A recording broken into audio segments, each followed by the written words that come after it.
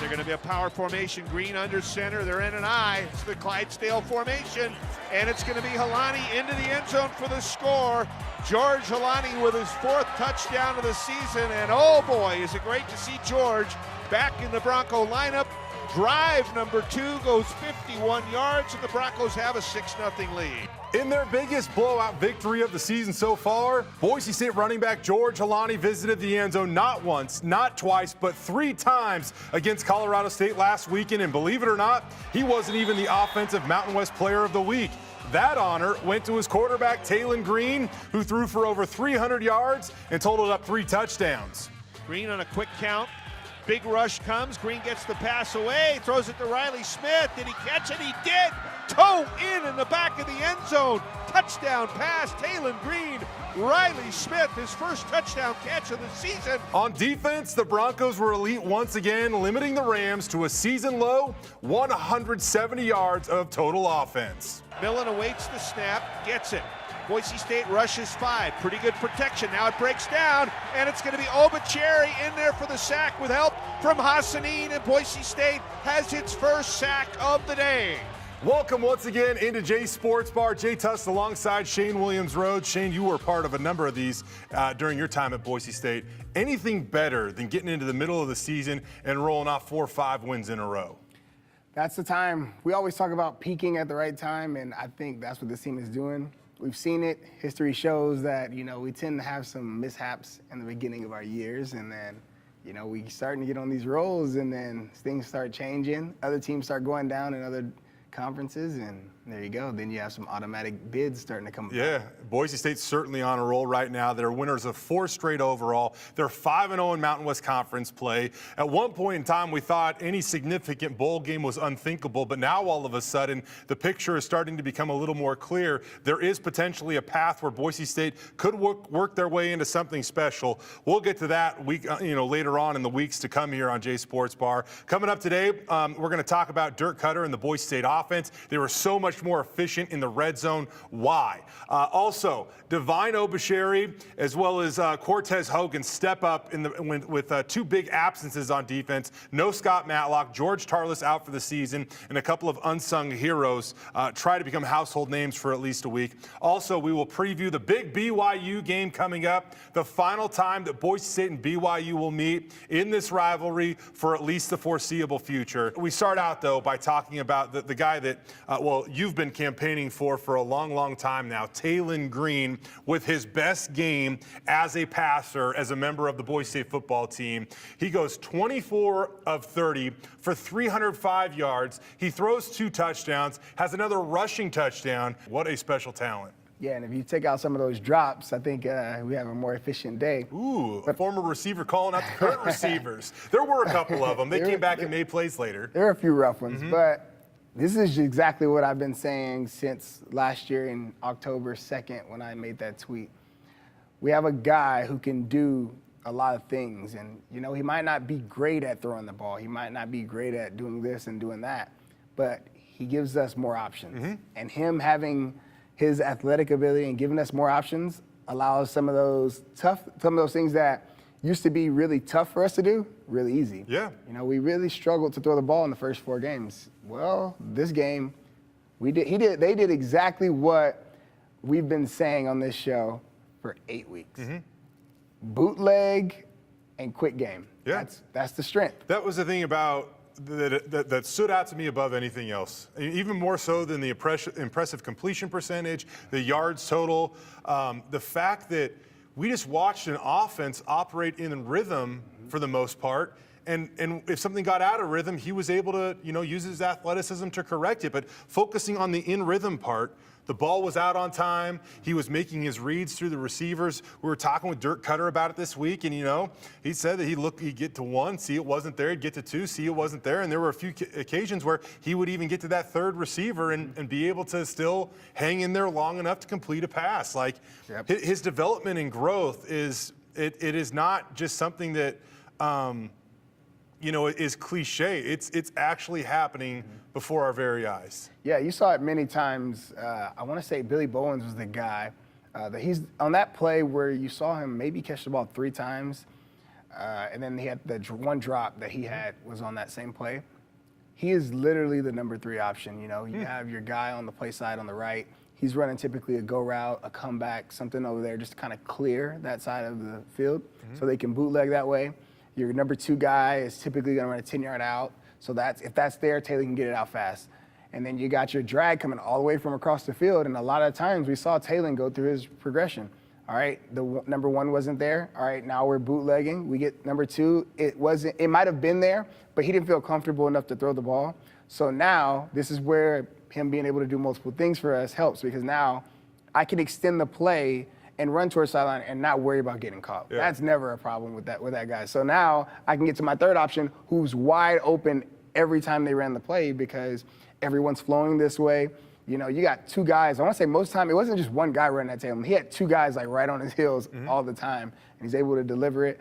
And then now you got your receivers running up the sideline. Well, here's the deal. Like I think the cool thing about this now too is like in the past, or like we have seen, you know, San Diego State didn't know what to do against Taylin. Fresno State didn't want Taylin to get outside and hurt him, you know, outside of the pocket. And so now we're seeing all these teams try. We saw Air Force blitz the crap out of him. So we're seeing all these things being thrown at Taylin, and he's learning how to beat them. And Colorado State wanted him to make them beat him as a passer, and he absolutely did that. And you look at that efficiency. I went back and looked this up, Shane, and since the year 2000, Boise State quarterbacks that have completed at least 80% of their passes in a game where they attempted at least 30 throws and threw for over 300 yards, that's an exclusive group that belongs to Kellen Moore and Grant Hedrick. Kellen did it 3 times, Grant Hedrick did it once, and now you have Taylin Green moving into that group. And oh, by the way, the funny thing about that too is that the 2 other guys on that list, they have Fiesta Bowl rings. Yes, they do. I mean, so that's awesome company that you want to be in.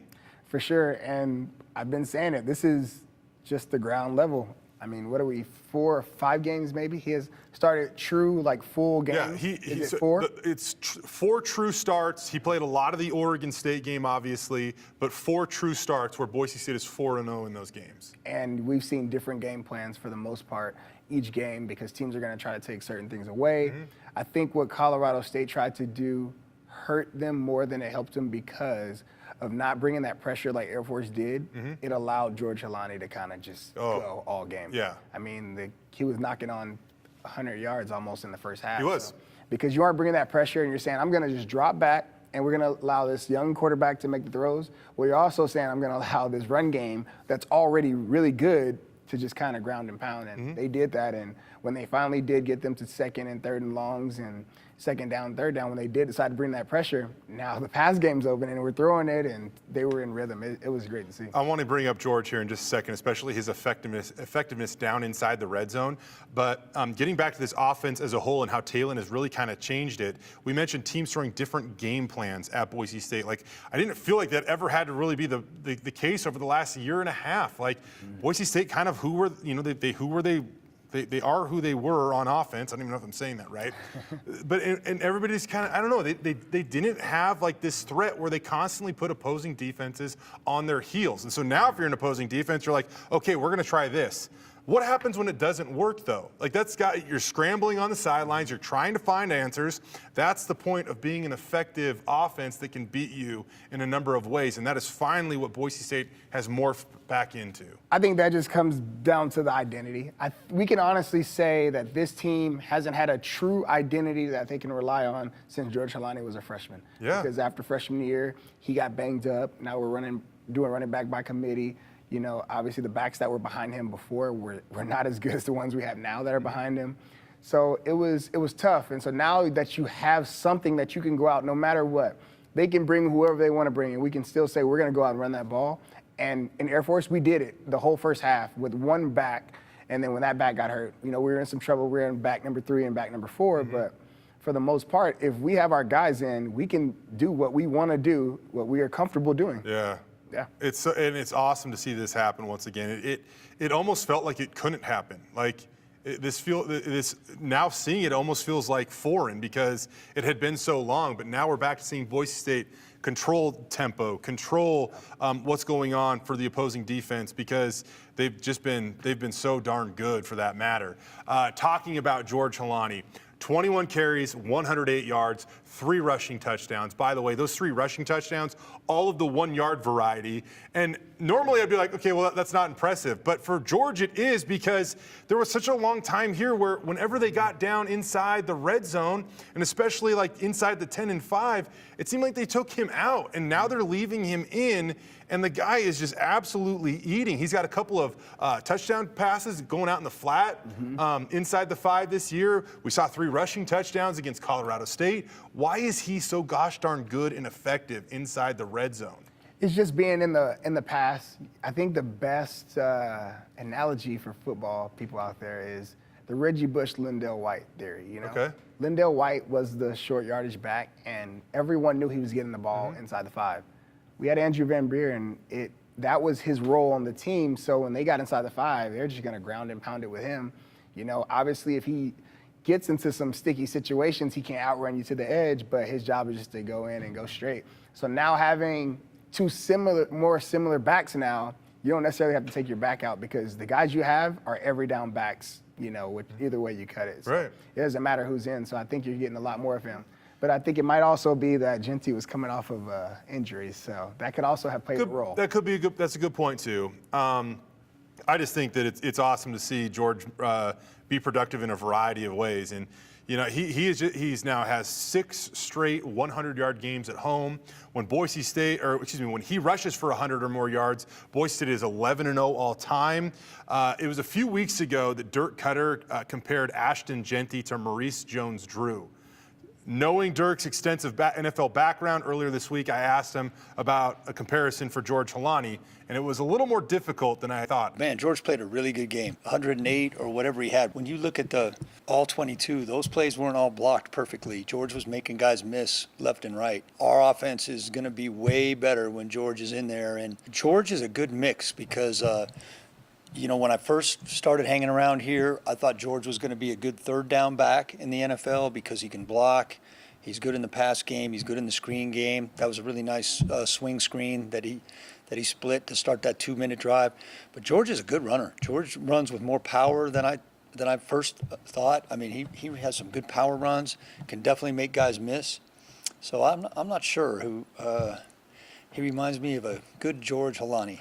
So Dirk Cutter, I mean, he has seen a lot of football, both at the NFL and collegiate levels. And George is such a unique talent that even he kind of has a difficult time pegging his comparison. I spoke with George Holani this week, and I said, who do you consider yourself a comparison to? And he said, in all honesty, I don't really know. He then brought up this, which I thought was pretty cool. George has a big-time rugby background. And he says that that's kind of like he tries to mimic the style of rugby players, and that's just kind of what he applies to the football field. And I have never heard an answer like that before out of a guy, but I guess it kind of shows you why George is unique and special. He's not the biggest, although he's very strong. He's elusive. He can make guys miss. He reminds me of you in the sense that he doesn't take a lot of big hits. Like, very seldom do you see George have pain inflicted on him by another defender. It's usually him dishing out the punishment at the goal line. Yeah. And as a running back that's going to get 20, 25 touches in a game, I have to imagine that's pretty valuable in saving the wear and tear on your body like that. I think after sitting here and thinking about this, okay, what do we got? My NFL comparison, the closest one I think I could get would be Austin Eckler. That's a pretty good one. That's actually probably a pretty good one. A great pass catcher. A goal line monster, like, because he can catch the ball, he can run the ball. Yeah. That's a pretty good comparison. Austin Eckler might not be a household name to a lot of people in the NFL, but he is that like new age running back that I mean, Justin Herbert relies on him as much as he relies on anybody in that offense. If you play fantasy football, you know Austin Eckler. Absolutely. Well, I brought up the red zone, and this is an area that Boise State really struggled in when it came to scoring touchdowns. They were kicking way too many field goals, and so that's also a topic that I wanted to ask Dirk Cutter about this week. Take a listen. It's always execution, all right? I mean, one of our goals, I told you, we had to do better in the red zone, and I had to be a more aggressive play caller in the red zone, but it still always comes down to execution, and the guys did an awesome job. So a week after going down to Air Force and only scoring 1 touchdown and kicking 4 field goals either in or near the red zone, Boise State goes 7 for 7 against Colorado State inside the 20 with 7 touchdowns. It literally does not get better than that. Like, there's no coach speak like, we could have been better. You couldn't have. Yeah, I think the opponent plays a huge role in this. Probably. Obviously, that Air Force defense, which historically is just always good, they gave us some fits. Obviously, the injury bug we had last week was a little tough on us. But yeah, I think they came out and they answered the challenge for sure. Dirk talked about being too conservative in the red zone a week ago and trying to open up that playbook just a little bit. And when you go back and you look at Taylin Green's red zone numbers on the season, right?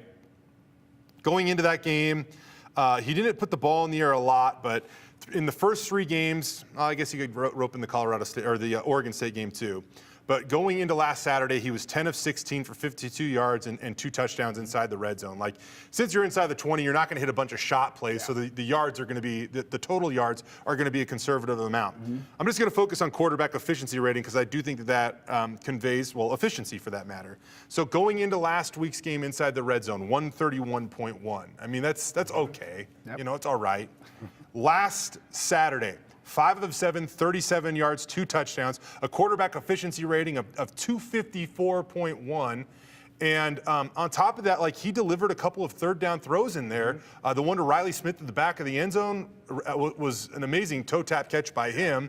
He also had the one to Steph Cobbs, which was almost a great grab on Steph's part. It ends up being ruled an incompletion because the back of his helmet touched out of bounds. But man, what Taylin did down there. Oh, and then by the way, I forgot about this. That 10-yard touchdown run that should have been on every Sports Center highlight reel there is. I mean, this guy was dynamic in the red zone, and he shows it. Oh, you pair him with George Holani in the future inside the 20, and like, if I'm an opposing defense, look the hell out. Yeah, I think, and on top of that, I think I had 2 that stood out to me that weren't even on that list. I think the ball on the left side of the field, it was a back shoulder ball. It gave the receiver a chance to adjust away from the DB. Great ball. And then he had one to Billy Bowens across the middle where he threw it over the linebacker and under the safety as the receiver cut behind the linebacker. So I thought that was one of the better balls I've seen. And the way it worked out is when Billy got his eyes around, he caught the ball and he never broke stride. He just took off down the sideline. It kind of reminded me a lot of the balls that Grant used to throw. For sure. Again, that's somebody that you want to be compared to. So for the 3rd straight home game, Boise State sets a new season high in point total. They scored 35 against San Diego State, ran up 40 against Fresno State, and then they almost hit half 100, 49 points against Colorado State, and they did so on like 12 possessions. I mean, their efficiency numbers when it comes to scoring right now is off the charts. And if you go back, I don't know, 5 or 6 of these shows ago, we kind of broke that down in how, they were so far off of those efficiency numbers, and that was a huge reason why they were struggling. Let's jump over to the defensive side of the ball now. Boise State loses George Tarlas early in the week last week. He suffered an injury against Air Force. Apparently there was some adrenaline and everything going on. Didn't realize the severity of it. He goes and he gets it figured out on Monday, and they learn that they lose him for the season. Devastating news for this Boise State defense because George has been so good, so solid.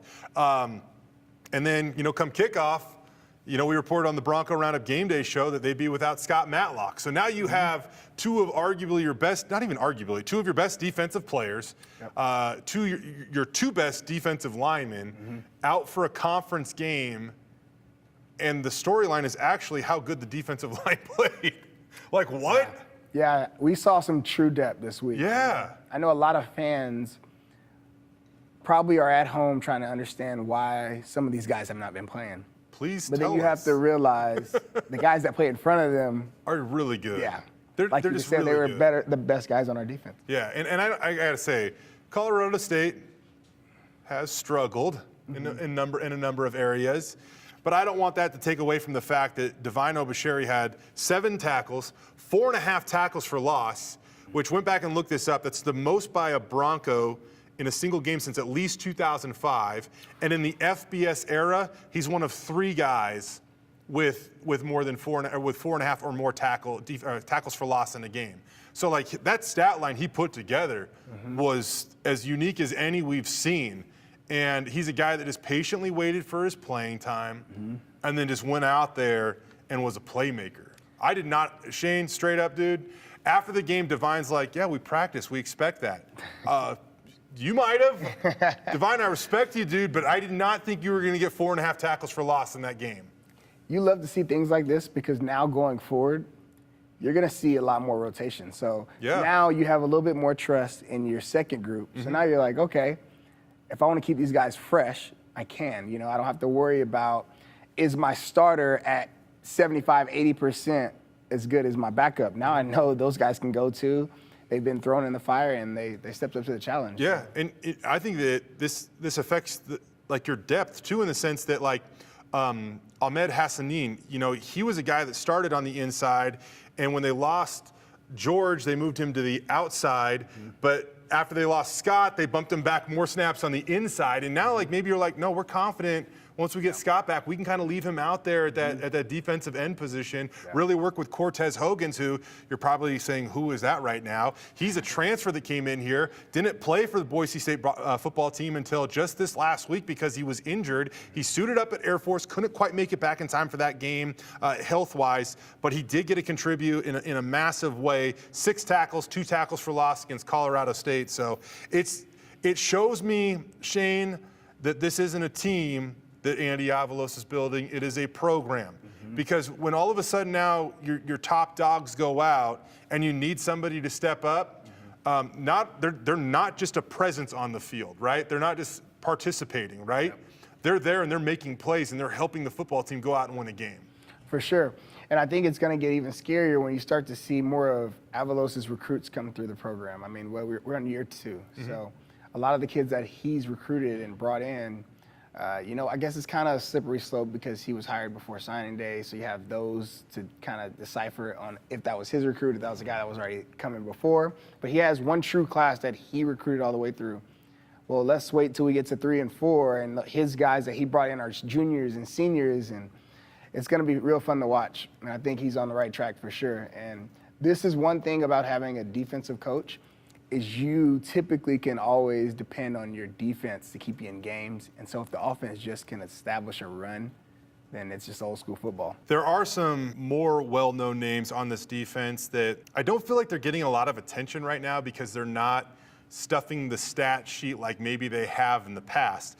What J.L. Skinner did last year from his safety position was unreal. Over 90 tackles. He had a couple of picks, 3 forced fumbles, a number of tackles for loss, and you kind of like compare those numbers to his numbers this year, and you're like 44 tackles, still on pace for over 80 for the year, but not anywhere near like the 90 plus he had last year. And tackles for loss, he only has 0.5 this year. He had the pick on an unbelievable play at Oregon State, but believe it or not, he is a better football player this year than he was last year, without a doubt. For sure. I think the experience for him, I think they have him doing a bit more than what he did last year. I know last year they had him heavily involved in the run game. I feel like you've seen that shift go over to Tyreek Jones. They have him heavily involved in the run game.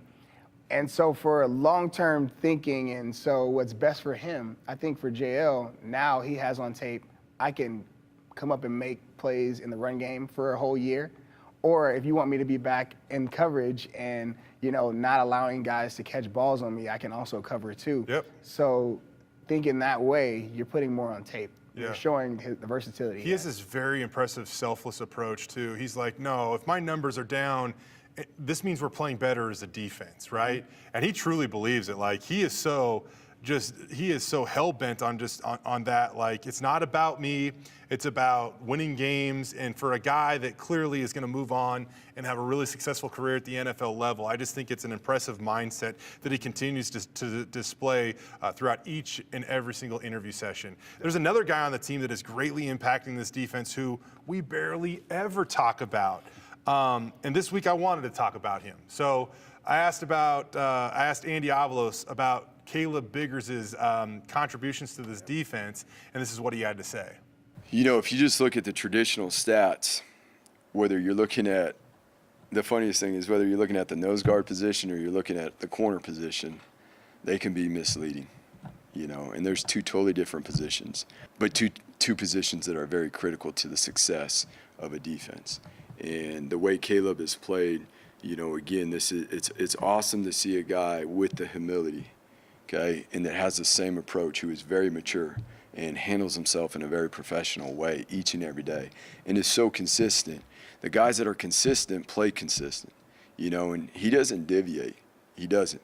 And obviously when you're playing out there on the outside, you've got to have that next play mentality. And it's just been fun to see him and what he's done, and obviously what, you know, we'll need him to continue to do 1 week at a time here. So Caleb Biggers has 19 tackles on the season. He, too, had a pick in that Oregon State game. When you look at that, you're not going to be like, yeah, I'm going to vote for this guy all conference based off his numbers. But I think that if every coach in the league sat down and they watched every single game, they would point at Caleb Biggers and be like, man, show me another cornerback that's playing more consistently than this guy right now. It's like Marshawn Lattimore for the Saints. He's going to always lock down your number one receiver. He's probably not going to get interceptions. He never has a ton of interceptions. I don't think he's ever even had a season with more than 4. But we know that he is not going to get the ball thrown on him. Right. And that's just his job. And so as a defense, Shane, JL was telling me this week. He's like, man, Caleb's playing so well right now, we're just letting him do his thing. And he said, but he's taking out like half of a football field. Yep. So if you're a defense and you know that you really have to focus on just covering one half of a football field, like how debilitating is that for an opposing offense? Having a lockdown corner is like for a defense, it's like an offense having a run game. If I know that their best receiver is non-existent, and now I can roll my safety to the other side of the field, and I can let my other safety go help in the run game, everything's covered. Yeah. There's nothing open. You know, I have a safety deep, I have a safety roll down to help in the run game, and I have a lockdown corner taking away your best player on your team. So where do you turn to now? It's something that you don't always have, I'll tell you that. It's tough to have that in college football. Yeah. You don't get a lot of those kind of guys. You just want to talk about why Boise State has been so good at limiting explosive plays. This was probably the 3rd week in a row I've mentioned this. Nobody in the country has allowed fewer plays of 10 or more yards than this Boise State defense. Caleb Biggers is shutting down his side of the field, and Ka'anoi Kaniho, who again we haven't talked about a lot lately, is really coming on as a sophomore. But you can also roll help his way at times, and I think that those guys, not a lot of people are talking about them, and they definitely deserve some credit for the success of this defense and what's going on. That being said, this might be their most difficult challenge of the week. It is BYU week. Boise State welcoming the Cougars from Provo into the City of Trees to play on the blue for one final time as we know it. BYU is heading into the Big 12 Conference. They utilized something in their contract that said, hey, we can get out of this series scot-free, basically, if we move leagues. And that's exactly what they're doing. But the intensity of this game will be sorely missed in my eyes, because this game, without a doubt, is the fiercest rivalry that Boise State has been playing over the last decade or so. I don't like this week because historically, looking at this rivalry, every time a team is heavily favored to win the game, they typically lose in this rivalry. Which that almost justifies the fact that this is absolutely a rivalry. I mean, that's what happens in rivalry games. It's exactly why I'm not comfortable at all this week. I don't feel good. You can tell me BYU lost to Liberty, East Carolina. They could have lost to an FCS school. But it all changes this week, because you'll get Hail Marys scored for touchdowns to win the game. You'll get 2015. You'll get 6-7s, no offensive touchdowns scored by Boise State. 2012. You went off of a D lineman pick-sixing, a D tackled pick-sixing. You never know what's going to happen in these games. It's just never a time to relax when it comes to these guys. I know that in the history of watching them, they always have an incredible front seven, and it always makes it easier for the back four. But this year it's a little different, and so it's kind of weird to see all these points get put up on these guys, And they just look like a totally different team than that you saw play against Baylor this year. Well, I mentioned that, George Holani has rushed for over 100 yards in 6 straight home games. Well, the 118th ranked rush defense is traveling up to Boise this week. BYU has had a really difficult time stopping the ball. Over 200 yards per game that they're allowing on the ground. With Dirk Cutter, Boise State has rushed for 316, 316, 115 at Air Force, again, with mostly their 3rd, 4th, and 5th running backs. And then, by the way, they come back home last week. They throw for 300 and complement that with 209 yards rushing as a team. So this will be a massive challenge for the Boise State, for the BYU defense, trying to slow down this Boise State offense. Focusing on the Boise State defense, though, because they have been so good. I don't know if they haven't. I mean, they haven't faced a quarterback as good as Jaron Hall. This guy, he is a dual threat that if you run into him on the wrong day, he will hurt you. For sure. This is going to be a challenge for our defense because I don't know if we faced a dual threat quarterback like this yet. Not like him. And so it's going to be a challenge. This guy's been rolling all year. He has not played bad all year. His stats look great. Yeah. Now, the problem is they just can't stop anyone. Yeah. So going into this, I like the fact that we are going to be able to lean on a run game because they can't defend the run. But it's going to be real interesting to see how we play against this team. I want to know who's all going to be back for sure because it's going to be a challenge. Defending, as we can see, because now we have one, it's hard to defend a quarterback that can do a lot of things for you. There was some video out there that showed Scott Matlock at practice. Okay. So I'll leave that at that. It's visual. I'm not giving away anything. You can see it as clear as day. There was 99 running around at practice. And again, like I said with George Holani last week, sometimes when they have yellow jerseys on, we're not allowed to record those participants at practice. Well, we were allowed to record that participant at practice. So I'm explaining it very casually there. I will say, I see the over-under on this game at 55.5. And I look at the success of the Boise State offense, I'm like, man, I want to take the over on that. But with BYU's inability to stop the run, I think Boise State leans on the ground game. That means the clock's going to move quite a bit. And so, maybe we do see, a little bit, not a low-scoring game, but maybe we see something like 27-17 or something like that. Wow. I don't know how we do this every week. We almost pick the exact same scores every week. I think last week we both got it right with 10 points. 10 points. Yeah, I said 33, though, so Boise State blew that out of the water. I said 30, I think, but we both said 10. Yeah. We said they'll get down, they'll get a field goal, they'll get a touchdown. Yeah. And we were spot on, but we didn't expect Boise State just to run it up the way they did, which they've been doing it. I don't know why. So. Yeah. What I'm seeing is 17-34. Ooh, okay. So you said 17-27. So that'd be the over. The over-under on this game is about 55. The point spread is Boise State by 7.5, which, man, if you go back, Shane, go back a month ago. If you go back a month ago, the perception of this game is completely different. It has done a complete 180 in the sense that Boise State was 2-2. They're coming off a loss against UTEP. They had to fire their offensive coordinator. Their quarterback left. Meanwhile, BYU's 4-1 and ranked 19th in the country. I mean, if you go back a month ago and you poll the Boise State fan base, they'll probably have their heads in their hands being like, oh, God, I don't want to watch this. And they knocked off a top 10 opponent that I think those weeks. So. Now, all of a sudden, it's the exact opposite, man. It's BYU that's like, I don't want to watch this game. Boise State's now a 7.5-point favorite. It's crazy how long the college football season is, how much can change, and in all honesty, Shane, what good coaching can do. It's a marathon. You never want to peak too soon. If you're playing your best football in the first 5 weeks of the season, it never pans out. The Patriots have shown us that. The Arizona Cardinals have shown us that. We see it every year. Teams that peak so well at the beginning of the seasons are too long. Coaches are going to make adjustments, and you have to be able to change. Well, we'll wrap this up. I know that you kind of gave us your score, but I want to lock it in and make it official. This game between Boise State and BYU, it is an awesome rivalry. Over the last decade, these two teams have absolutely slugged it out. And given the fact that this is the final time that we know they'll play each other, I don't want to hear any coach speak about this as just another game. This specific year, these bragging rights could last for a while. That being said, What do you got this Saturday? 17, 41. That puts you at 58. We'll take the over. Boise State covers. Boise State blowout victory. Going back to Shane Williams-Rhodes days when Boise State put up 55, won 55-30 over BYU, back on the blue. We'll see if the Broncos can get it rolling again. Bronco Roundup Game Day Show live on the blue from 4 to 5 o'clock, taking you right up to kickoff.